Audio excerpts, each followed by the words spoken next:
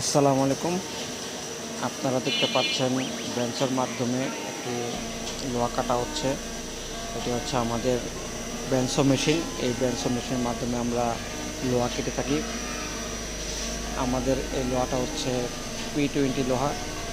এই লোহা দ্বারা ডাইস তৈরি করা হয়। এই লোহার হার্ডনেস হচ্ছে 30 থেকে 35। আমরা এখন যে মালটি কাটছি এই মালটি হচ্ছে 40 মিলি মোটা, 14 ইঞ্চি চওড়া, 40 ইঞ্চি মোটা মালটা কাটতেছি।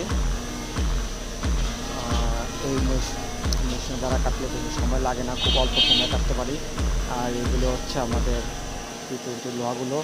আমাদের এখানে P20 এবং D2 লোহা পাওয়া যায়, অরিজিনাল P2 এবং অরিজিনাল D2। যাদের লাগবে আমার সাথে যোগাযোগ করবেন। আর এটা হচ্ছে আমাদের CNC মেশিন। এই মেশিন